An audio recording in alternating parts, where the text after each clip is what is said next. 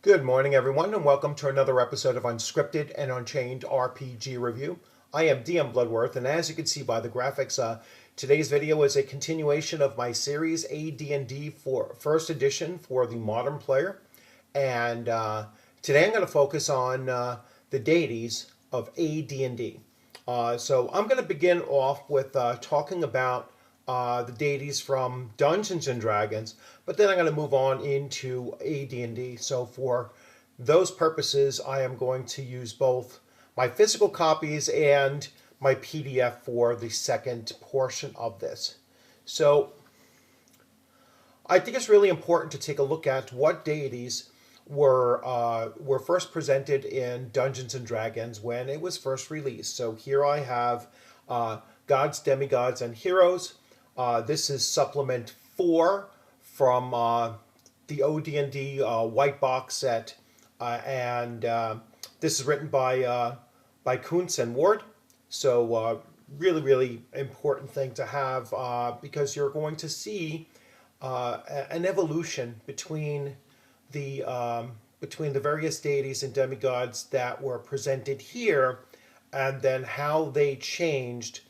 Some removed, others were inserted into the follow-up AD&D First Edition Deities and Demigods. This is the 144 page, which includes some of the pantheons that would later be removed due to copyright issues. So let's start going through this really quickly.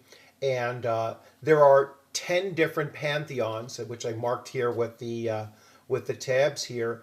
And like I said, most of them find their way into Advanced Dungeons and Dragons. So the first pantheon that is listed is, and let's see if I can get my tabs to work, which they're not. So the first one is the Egyptian mythology. And really important to note that the stat blocks of the deities are very different in in D&D than they were in Advanced Dungeons and Dragons. So you still have armor class and movement and hit points, magic ability, fighting ability, and psionic ability. They were more so focused on psionic power in the earliest edition. So I'm just going to read one off here for you. So the sun god, Ra, the king of gods, armor class 3. And I'm assuming that could possibly be a -3, but armor class 3. Movement rate is 24 inches. Hit points 300. Magic ability was C below. Fighting ability is 16th level. And psionic ability is 6. 6 is gods or demigods listed as class 6 cannot use psionics and are invulnerable to any type of psionic attack. Ra appears with a giant hawk head and the body of a muscular man. He has the power to shoot twin rays of searing heat from his hands for 4 to 40 hit points per ray. He can also shapeshift, has a permanent anti-magic shell around him, can cast an area of full daylight anywhere, flies, his eyes cast death rays, and he can raise the dead. So he rides through the air in a huge war galley made of part of the sun. It travels 24 inches per turn and is immolated for 40 points and never affected by magic. All right, so that's all of the details on this particular deity, and they all run pretty much true to the same stats, and most of it is text based, and most of them are very short as well. So there's not a whole lot in there. So in this first inclusion of deities for Dungeons and Dragons, we have we have the Egyptians. Then we move on to the gods of India.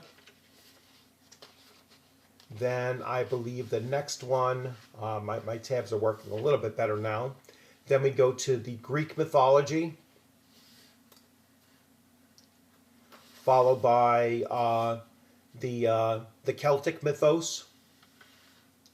That is followed by the Norse mythology, and there's quite a bit on Norse mythology, both Celtic and Norse. There's a leaning towards Northern European here. Of course, the Greeks being included as well, which is obviously Southern European. The Finnish gods. And there's quite a lot on Finnish deities. That's why I'm saying there's kind of a focus on Northern European mythology.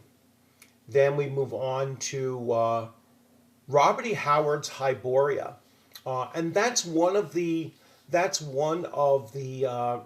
religious mythologies that does not find its way into deities and demigods, and quite frankly, that's the one, if you know the sequence of copyright and that kind of thing, by 1980, or 79, 80, a lot of, I guess that was around the 40-plus year mark from when Robert E. Howard passed, and so I'm not quite sure when his writings became public domain, but it's just surprising that didn't find its way into the deities and demigods, and it's one of the few mythologies that I actually like to include in my homebrew campaign worlds and such. So I just like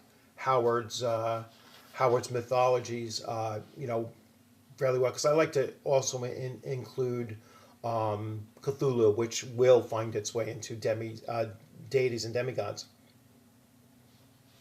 Then we get to Elric, and then the last two is going to be Mexican and Central American mythology, followed by the very last section is the Eastern mythos, which is kind of a combination of Chinese and Japanese and whatnot. So those were the originals that was initially incorporated into Dungeons and Dragons, gods, demigods, and heroes. And in every case, they were broken down further. So you do have Conan the Barbarian in here, or Conan of Cimmeria in here. And you do have other heroes that were non-deities, but still included in this particular book. So, so this was the first, actually, this was the second statting out of Conan the Barbarian. He's actually in one of the other books, in the first three books. I believe in possibly the third, but I'll go back over that some other time.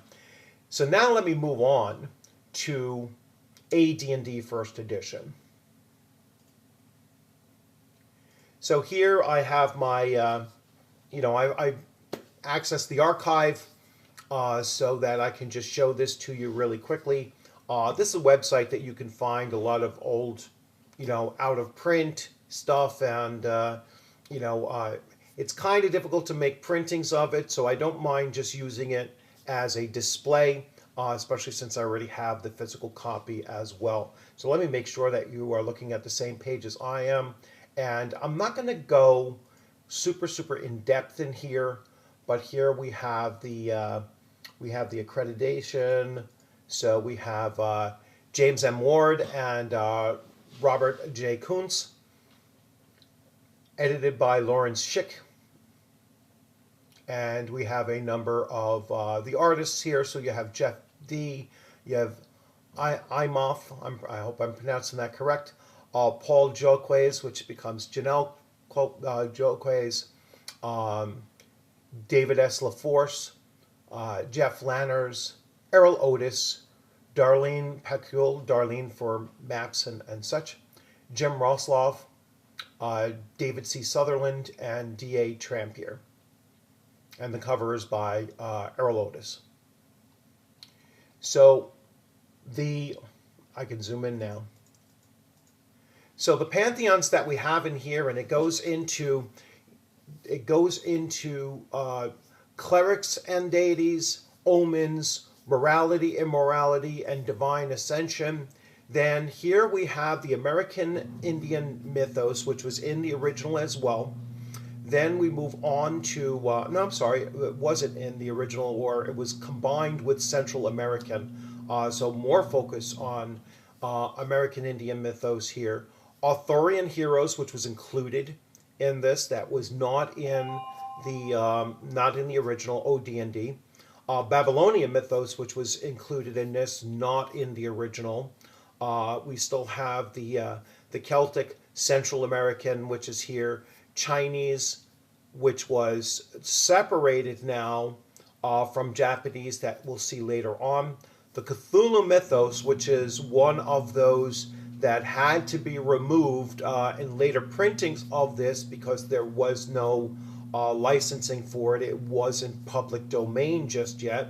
The Egyptian mythos, the Finnish, the Greek, the Indian, the Japanese, which is included or separated from and probably added to from the Chinese mythos. The Melanibonian, sorry, always have trouble pronouncing that. That's your Elric. Then the Nuon, which is included. Non-human deities, North mythos, and Sumerian. Sumerian is also included in here. That wasn't in the original, as was non-human deities. So each of these are laid out, and they're much more detail as far as what their classes could be, how magic resistance tends to work. We have charts now for exceptional intelligence far beyond 17s and 18s. We go to 19 and 20, and then 21 plus, which is godlike intelligence.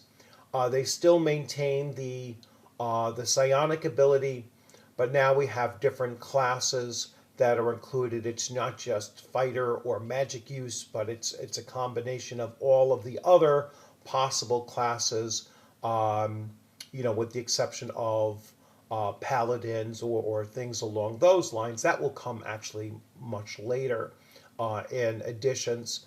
Well, we have strength that goes all the way up to 25. Intelligence goes up to 25 for spell use and spell immunities. Wisdom goes up to 25. So all of the attributes go up to 25 in this iteration of the deities and demigods, and that's going to continue on going forward as well. So now there are select standard divine abilities.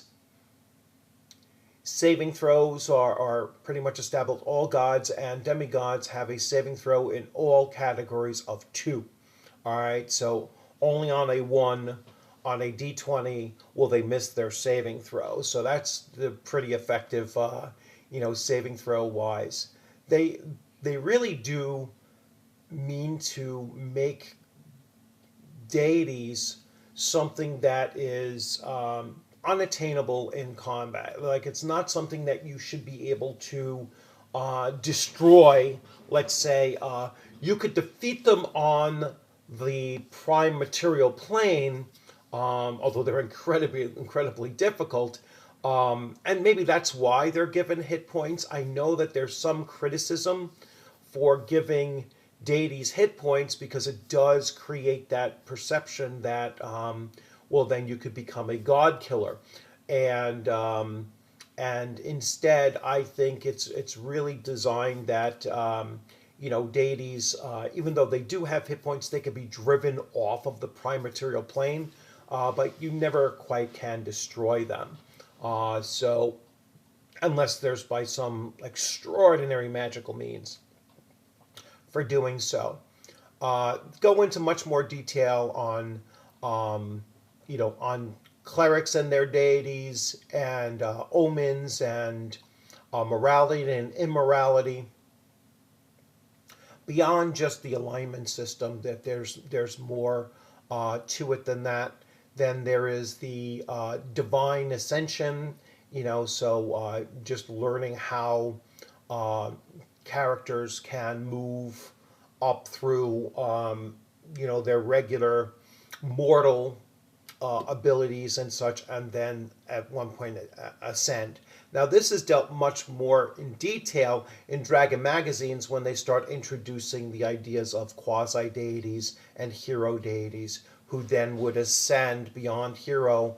Then you go up to demigod from that, and then so forth, and go all the way up to greater god if possible. So here we have the American mythos here, and I'm just going to shrink this down now. So American Indian mythos, and as you can see, the stat blocks now are the same kind of stat blocks that you would see in the monster manual. All right, so we have an armor class, we have a movement rate, hit points, number of attacks, attack damage, special defenses, magic resistance, their size, their alignment, their worshippers' alignments, their symbol, their plane of existence that they occupy, their classes, their various classes. So cleric druid, 12th level, in the example of the Raven here.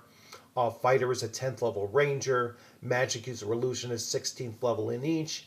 Thief and assassin is 13th level, 14th level thief. Monk bard nil. Psionic is 6, so no psionic ability, which means that they're also immune to psionic attacks. And then their strength and their attribute bonuses. So, and then they go in through all of their little description here of what they can do. So I'm going to just flip through here. I'm going to switch to the 2-page view because that allows for flipping a little bit faster. And so you can see there's quite a bit here. Now we're still into the American Indian mythos. Then we get to the Arthurian heroes. So these are not necessarily deities at all. These are all mortals, but they're pulled from Arthurian mythos. This is an inclusion that wasn't in OD&D. And so we have all of the various knights of the round table and then some of their adversaries as well. Then we get into the Babylonian mythos. We get to the Celtic mythos. And here with the Celtic mythos and some of the others, we start getting some of the initial sources of like druids. And when we get to the Norse mythology, you're going to see the first examples of like dark elves, which are really dwarves, and then various different types of elves and dwarves that are explained in that mythology. That you really start to see the origins of some of the character classes or races, I should say, and just some of the ideas behind those creatures. So Central American, then the Chinese mythology. Then this is the Cthulhu mythos, and this is removed in later editions due to copyright issues. And again, some of these things are given stat blocks that it's like as if you can actually defeat them. And again, there was the criticism around that as to, they shouldn't have hit points at all. They shouldn't be able to, be affected by player characters' interaction with them, combat-wise. Let me just zoom back out again so you get a full look here. Then we go to Egyptian, which I mentioned earlier.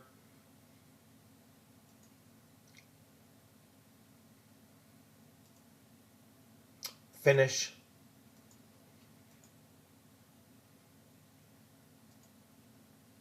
Greek mythology,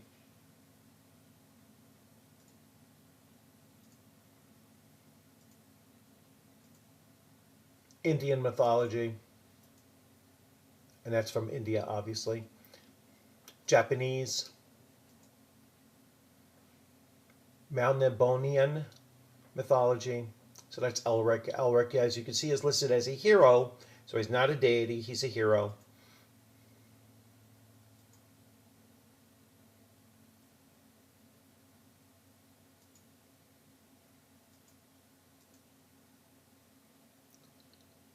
Nuan mythology, so you're going to have Fafhrd and the Grey Mouse here.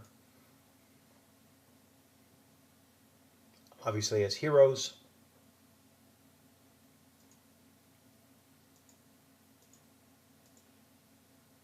Non-human deities. So here we have the first introduction of the non-human deities. And so here we have the deities of the bugbear, the centaurs, the dwarves. And they just give the primary here. So these are fleshed out later on with Dragon magazines first, and then they find their way. I'm pretty sure I don't have my copy of Legends and Lore anymore. They might have found more in Legends and Lore, which comes later on.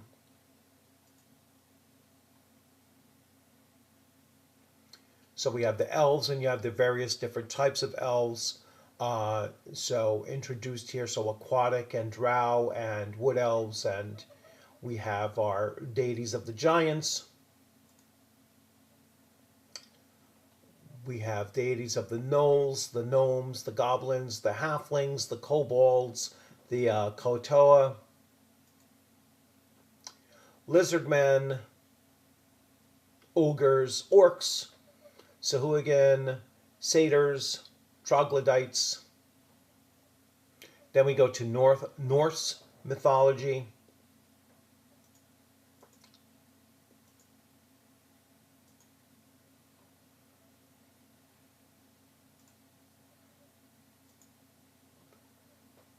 Sumerian mythology. And then we get into a whole section on the planes and how those various workings of the different types of planes exist, and then we have an overview of all of the deities broken down here on a landscape, and then the index of proper names and such, so you can quickly index those and check those out. So I'm going to switch views here now. So as you can see, there's a lot of inclusion in there. Let me just check something real quick. I'm sorry, I should have thought of this. So this is the changed version of it, and let's see if I'm curious to see if they increased the non-human deities. So those are going to run from pages 98 to 110. So let's see if they added any more. If not, I'm pretty sure the non-human deities are going to be expanded in later editions.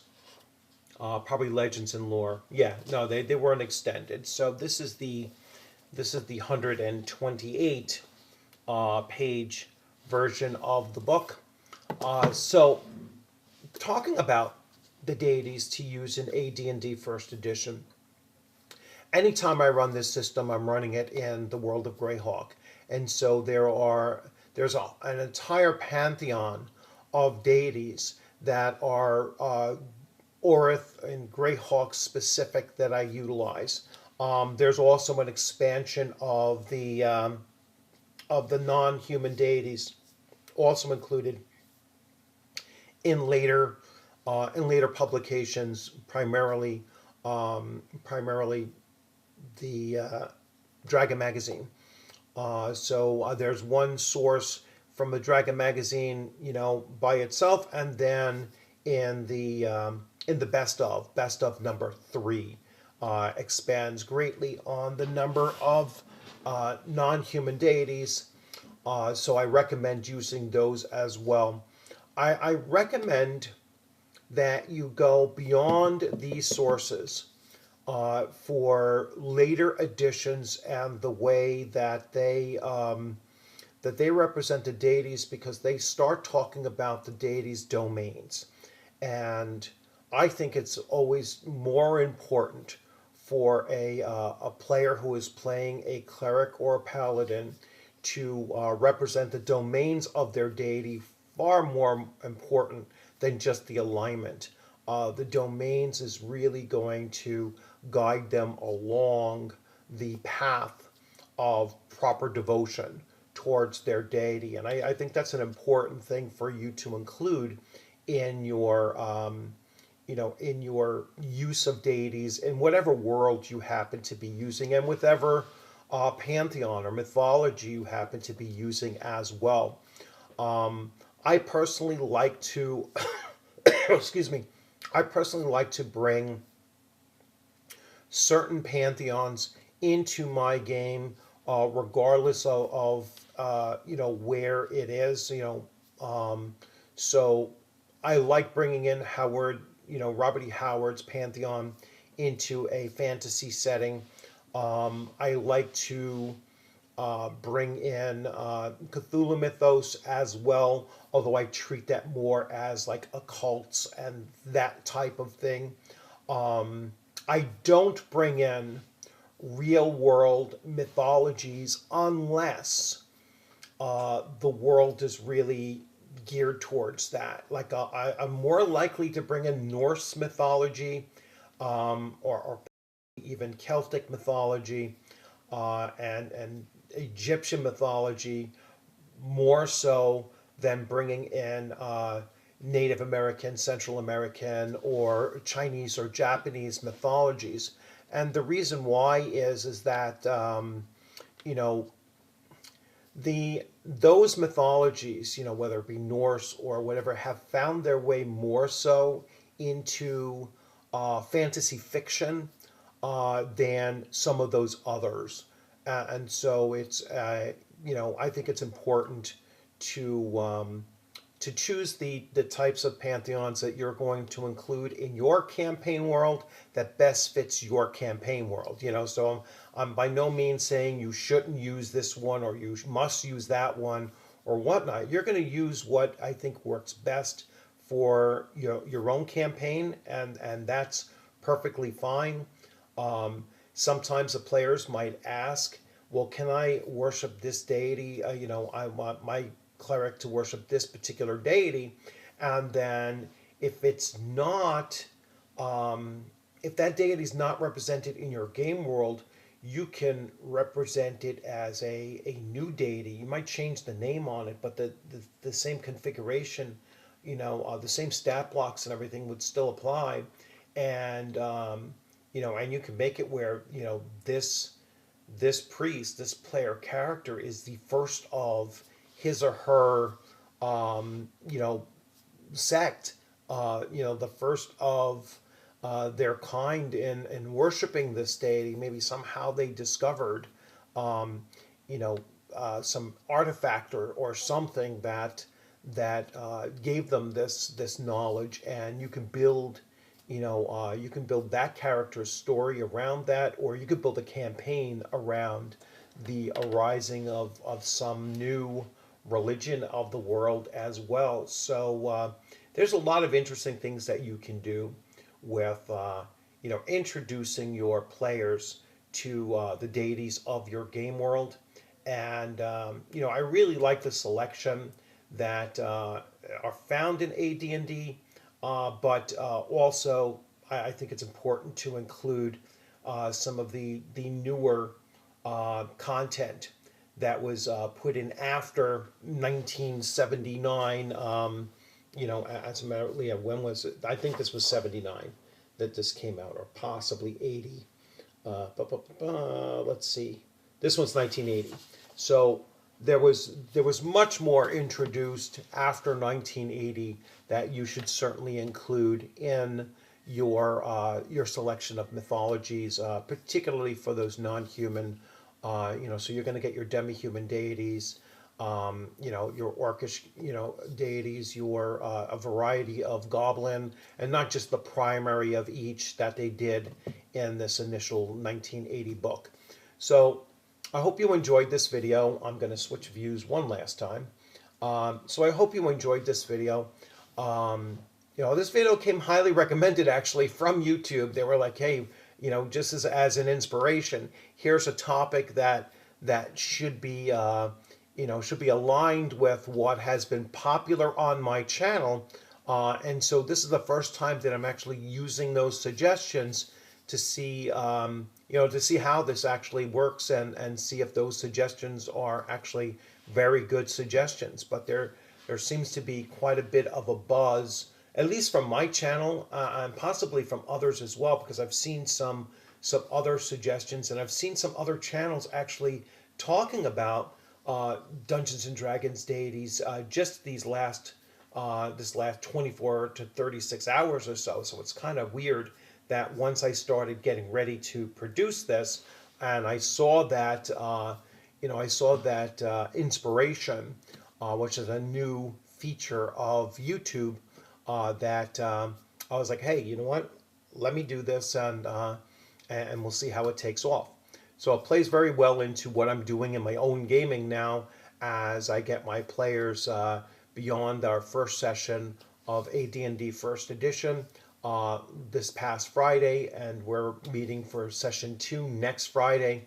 So really looking forward to see how some of this develops. I'm going to start looking at how the player of a cleric character starts integrating the actual devotion towards his deity, which is the Greyhawk deity. So that'll be interesting to see how he incorporates that, and I'll be referring to that Dragon magazine, The Best of Volume 3, to see how that works out for him as well.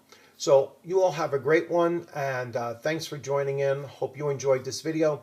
Please remember to subscribe and hit the alert button. Like the video if you liked it. Leave your comments in the comments section. And as always, I look forward to seeing you on a gaming screen or at a convention sometime soon. You all have a great weekend upcoming, and you take care. Keep those dice rolling. Keep on gaming, and please let me know what you're playing currently in any video. I don't care where you actually put these things into. Your comments are always welcome, and hey, if there's any Kickstarters that you want me to take a look at as well, drop a comment in any video on that as well. So you'll have a great one. Take care.